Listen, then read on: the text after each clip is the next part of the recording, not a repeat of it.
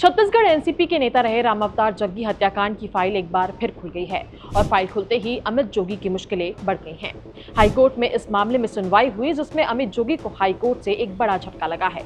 Court ने अमित जोगी को 3 हफ्ते में सरेंडर करने का निर्देश दे दिया है और ये फैसला चीफ जस्टिस की डबल बेंच ने लिया है। दरअसल इस पूरे मामले में सीबीआई ने 11,000 पन्नों की जांच रिपोर्ट पेश की थी जिसमें अमित जोगी के खिलाफ भी चार्ज लगाया गया था।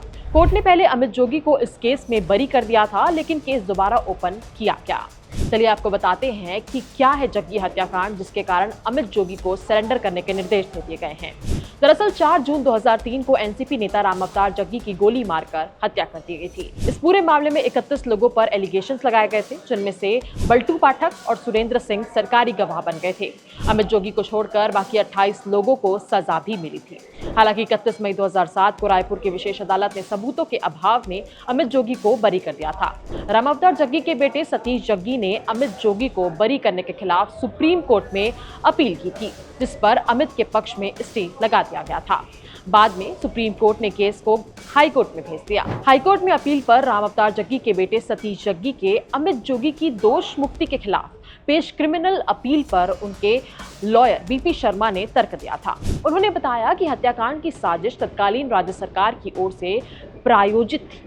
जब सीबीआई की जांच शुरू हुई तब सरकार के प्रभाव में सारे सबूतों को मिटा दिया गया। ऐसे केस में सबूत अहम नहीं है बल्कि षड्यंत्र का पर्दाफाश जरूरी है।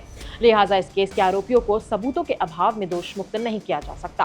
अब सवाल ये है कि आखिर कौन थे राम अवतार जग्गी। कारोबारी बैकग्राउंड से आने वाले राम अवतार जग्गी देश के बड़े नेताओं में शुमार पूर्व केंद्रीय मंत्री विद्याचरण शुक्ल के बेहद करीबी थे।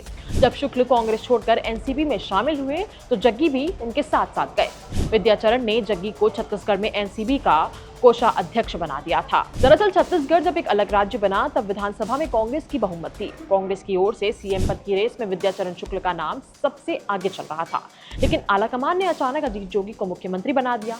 इस वजह से पहले से नाराज चल रहे विद्याचरण शुक्ल पार्टी में अपनी अनदेखी से और ज्यादा नाराज हो गए। नवंबर 2003 में विधानसभा चुनाव से कुछ महीने पहले ही उन्होंने कांग्रेस छोड़कर एनसीपी ज्वाइन कर ली थी। एनसीपी के बढ़ते दायरे से कांग्रेस को सत्ता से बाहर होने का डर सताने लगा। जग्गी की हत्या से कुछ दिन पहले ही एनसीपी की बड़ी रैली होने वाली थी, जिसमें शरद पवार समेत पार्टी के कई बड़े नेता भी शामिल होने वाले थे। लेकिन इसके बाद 4 जून 2003 को जग्गी की हत्या कर दी गई थी और अब इस पूरे मामले में हाई कोर्ट ने अमित जोगी को 3 हफ्ते का समय दिया है और उन्हें सरेंडर करने को कह दिया है। हाई कोर्ट के इस फैसले को लेकर आपकी क्या राय है, हमें कमेंट करके अपनी राय जरूर बताएं।